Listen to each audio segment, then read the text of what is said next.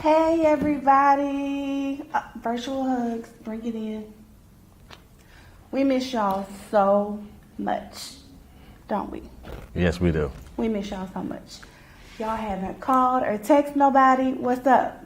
But I will fuss at you later. We have business to attend to, it's cool. For all of our new teens out there who have joined since we started Virtual Church, we cannot wait to meet you in person. But until then, I am Jasmine Newsom. And I am Minister Delbert. That's Mr. D, y'all. My best friend and my husband. Yes. We can't wait to meet you in person so we can hang out and get acquainted. But until then, this is what we got. So we're going to make the best of it. So we have been talking about the Go series, right? Yes, we have. So we will tell you what Go means to us when it comes to our topic today, which is True friendship. true friendship. So just like a stoplight, we've got green here. So green means go. Go out, be a good friend, encourage somebody, love on somebody, help out a stranger, just be a good person.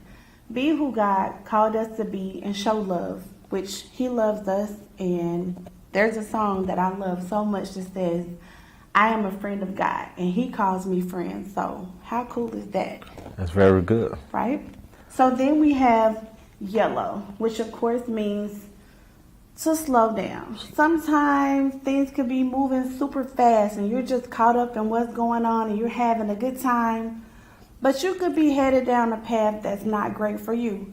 So sometimes you need to slow down, evaluate the situation, talk to somebody about it, like somebody like us, a ministry leader. Yes. Another friend, a parent, a grandparent, a cool cousin, whoever can lend a listening ear and give you some sound advice. Then, of course, there's red. Rojo. We all know what that means. It means stop. Sometimes you don't want to do it, but you have to stop being a friend to somebody. Stop being an associate. Never, ever, ever think that peer pressure is okay. If somebody has something going on that's bad, and you know it is, it's okay to say, hey, you know what? I don't think we can be friends anymore. You can see somebody over there, hey, what's up? You all right? Cool. Take care. And keep it moving. If that's what's best for you, then that's just what you have to do. Minister D. Thank you. That's very good. You're welcome. Now today, as we continue our lessons on the Go series, as Miss Jasmine said, we're going to be talking about true friendship.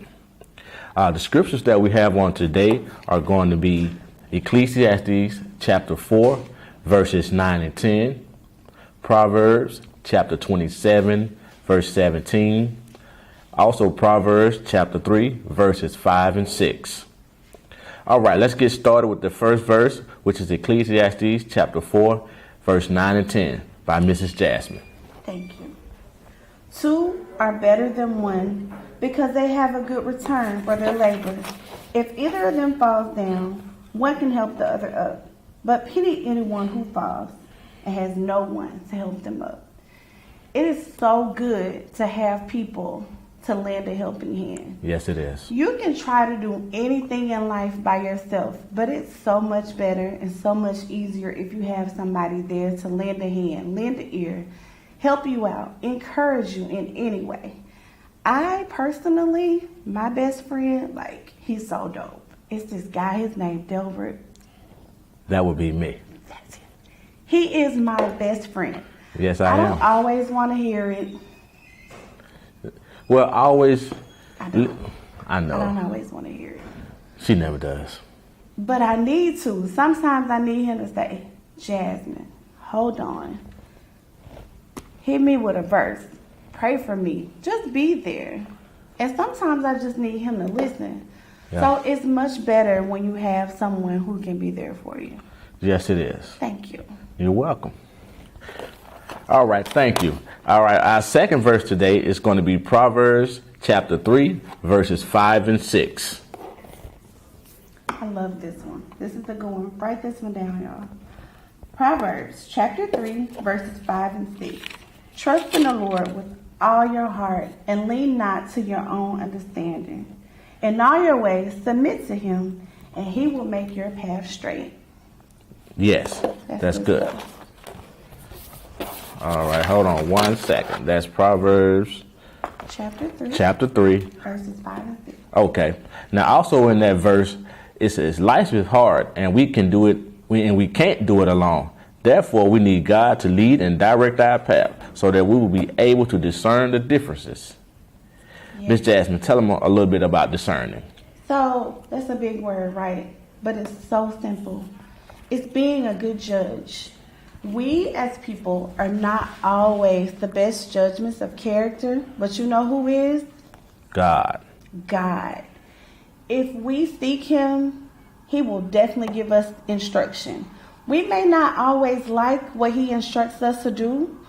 If he says, you know what, you shouldn't hang out with such and such anymore, they don't mean you any good, then that's the best thing for you to do. Yes.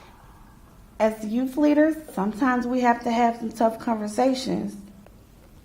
As husband and wife, sometimes we have to have tough conversations. That's true. But just know, if you seek God, he's going to give you an answer. It may not be the one you want, but it's best for you to seek him first. And then you'll be a better judge of character. Jasmine does not always make the best decision. But God, if I seek him, he's going to give me the sound advice that I truly need. And I don't always make the right decision also. But if we seek God first, that's a better answer as far as trying to do it on our own. Also, when choosing your friends, you must seek God first because you have different types of friends. You have those that are genuine and mean well. You also have those are just pure opportunists. That is true, D. That's so true. True friends got your back, regardless of what's going on in life. They got you. They're going to go through the struggle with you. And opportunists, as he just spoke of, on the other hand, they could just be using you. You might have the latest gadget, the latest phone. Let me use your phone. Let me see your phone. Or, being teenagers, maybe you have your permit. Maybe you came up. You got your driver's license. You just got the family's hand-me-down car. No matter what it is, you rolling. And they like, oh, I want to ride to the mall. I want to go to the game. Even go to a party. Is it a party Saturday? You know what? Jasmine just got a new car. We're going with her. That's not somebody you want to be on your team. That's not your friend. That's just somebody who's using you and wants to be where they want to be, and they use you to get there. But if you go back to that big word, that discernment, and you are a good judge of character, you'll know who means you well and who doesn't. That's good. Also, a real friend will put up with your bad attitude. Also tolerate you when you're being very petty. Now let's move on to our last verse for the day. Yeah, very petty. Yeah. Okay, I can be petty. It's fine, I admit. But by you being my real friend, when I have an attitude or when I'm being petty, I know y'all don't believe it. I know, right? Me, petty. He still got my back, and he's still my friend at the end of the day. And likewise. Oh, yeah. That'll work. That's what's up. Okay. Our last verse for the day is going to be Proverbs 27, verse 17. Proverbs 27, verse 17. As iron sharpens iron, so one person sharpens another. Okay. Thank you for that. You're welcome. Now, in that verse, it reminds us of the value of sharpening and encouraging one another. In other words, it could be a little difficult to hear the truth from a friend, but that will help you to build trust in them. Only a real friend will tell you the truth in love because they really care about your feelings. Anything to say? No, that's good. Okay. All right. Also, your job as a real friend is to encourage each other to do good things, to show love, compassion, honesty, even to strengthen each other's relationship with God. Absolutely. That's huge. All righty. Now, before we close, we have 2 questions for you to apply to yourself as well as your potential friends. Number 1, how can a good friend help your relationship with God? That's good. So, a real friend is going to encourage you to make good choices. Yes. They want you to be great. They don't want to slow you down. They want you to make good grades. They want you to apply for those scholarships. If you're moving away far, they want you to go because they're going to make a way to visit you when you all go to college. They want to encourage you. Most of all, they want you to be who God calls you to be. They want you to follow your purpose. They want you to have a pure and clean heart. And they want you to be happy. Yes. No matter what that means for you and them. All right. Question number 2. How can you help your friends develop and grow their relationship with God? That's a big one too. Especially as a teenager, even as an adult, which I won't mention our ages because, hey, that's not important, is it? No, it's not. You want your friends to be great people. You want them to be disciples of men. You want them to be fishermen of men. You want them to do what God calls us to do, which is bring us closer to them. Now, at our house, it's nothing for Mr. Delwood over here to pull out the Bible and recite a verse. Or just make up a sermon and when our 9-year-old is doing her thing and she need a little Jesus and daddy mixed together. Your friend, their house might not look like that. They might not be sitting around right now watching church virtually like you all are. So invite them over.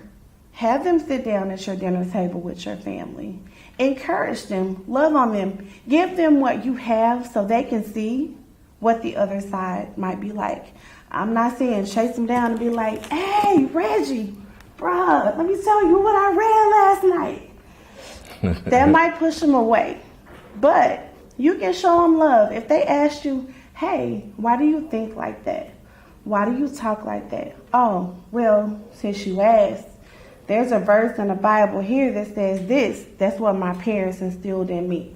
So show them love, take it slow, and just show them what a good person, a good Christian, is like. That's good. Thank you. No problem. All right, as we get ready to close out, we just want to recap what we talked about today.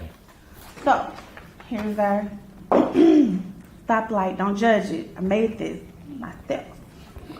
Good job, Miss Jasmine. So, green. Green means go. Go out. Be a good person. Show love. Encourage somebody. Love on them. Even help a total stranger. Just be a good person at heart, right? Yes. Be a good friend. Am I a good friend? Yes, you are. You're a great friend. Thank you. You're welcome. Yellow. Sometimes you have to pump your brakes. Slow down. It's cool to be liked. It's even greater to be loved. But seek God. Make sure that it's a genuine situation, not somebody being an opportunist, trying to use what you have to get what they want. Yes. And then there's red. Red means Stop. stop. Just stop. It's okay. It's a mature thing to do. Hey, you know what? We can't hang out anymore. I can't come over anymore. And you can't come to my house either. Maybe really we shouldn't even call or text. But we're still cool. I wish you well. I want the best for you. But you're into a few things that I'm not into. And I'm on a path to greatness. Yes. I'm working through my purpose. I'm being who God called me to be. And that's okay. We have to do it all the time. Yes, we do. We do. All righty. That's going to wrap it up for us. We want to let you know that we love you. We're here for you. Love you. We miss you. God bless.